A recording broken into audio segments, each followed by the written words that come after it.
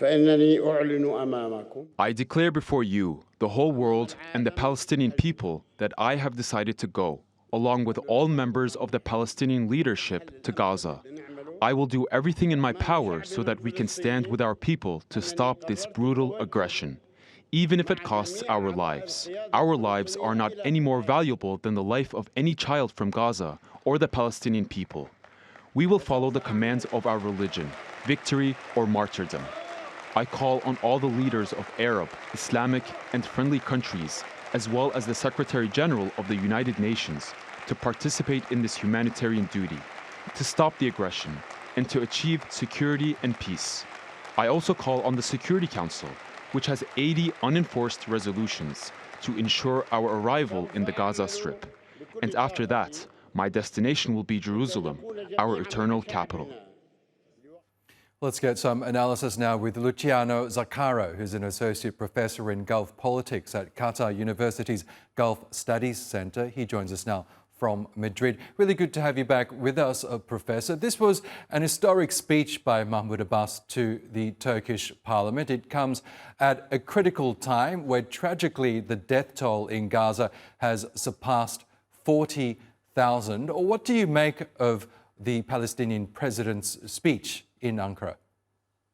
Well, it's one more attempt to put pressure on the stakeholders that they are met in Doha starting today, and also a message sent by the Palestinian Authority to Israel, to Turkey, and to the rest of the international community that there is unity now since the last peace agreement signed between Hamas and Fatah, and that the Palestinian people should be united in order to fight against this occupation from Israel.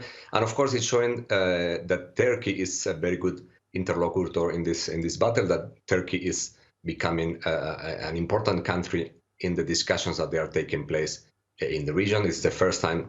It's not the first time that Abbas visited Turkey since the war, the second time, but it's the first time that he addressed the assembly. In comparison with what Netanyahu did in the US. So it's also a message sent to the US that other countries in the region are very supportive of Abbas in terms of what he represents, at least part of the Palestinian population. And again, as I repeat, since the signature of this deal between Hamas and Fatah in Beijing is sending a message to all the Palestinian people that the people in the West Bank will not be separated from Gaza, and that they support them. At the end of the day, they are also suffering from casualties, many thousands of casualties since the war started.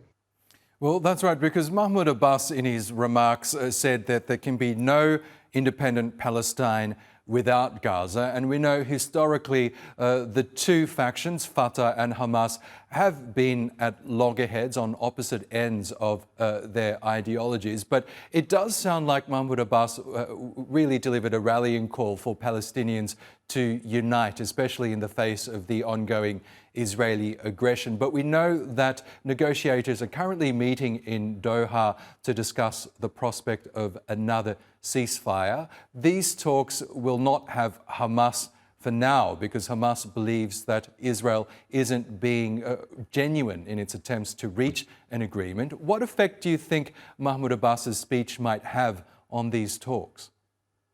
Well, I mean, one of the messages he was trying to give is to Israel, considering that Israel made very clear that they don't want Hamas to be involved in any kind of government post-war.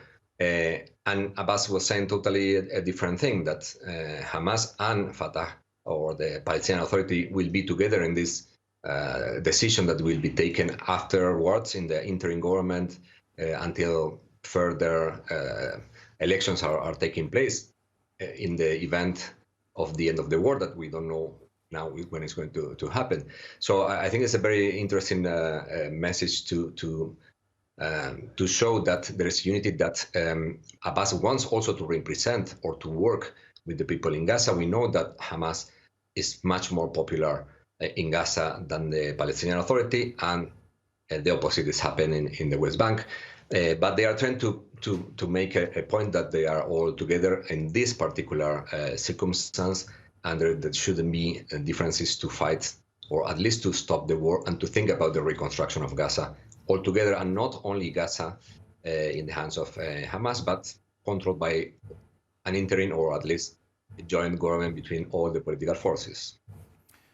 Okay, Luciano Zaccara, we will have to leave it there, but it's always good to get your thoughts. Thanks again for joining us. Thank you.